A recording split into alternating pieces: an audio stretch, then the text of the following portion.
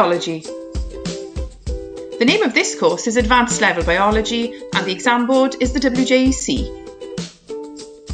Students that study biology at A-level do so to increase their interest and enthusiasm in the subject and also to increase their knowledge and skills base.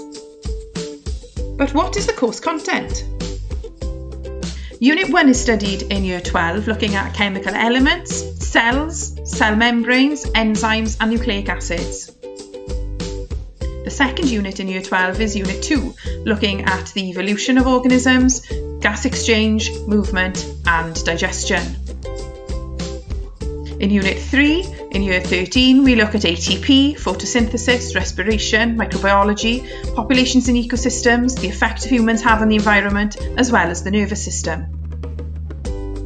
The second unit of Year 13 is Unit 4, and here we look at reproduction in humans, reproduction in plants, variation, inheritance and evolution. All of the practical skills that students acquire over the 2 years will be tested in Unit 5.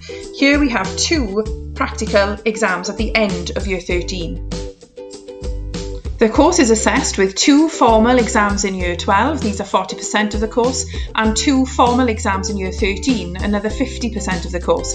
The practical exams then also contribute 10% towards the grade.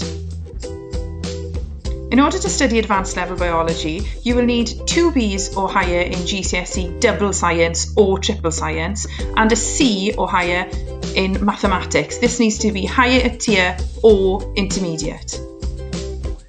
Students that study Advanced Level Biology go on to study courses like medicine, dentistry, physiotherapy, other health related courses, as well as a plethora of other courses including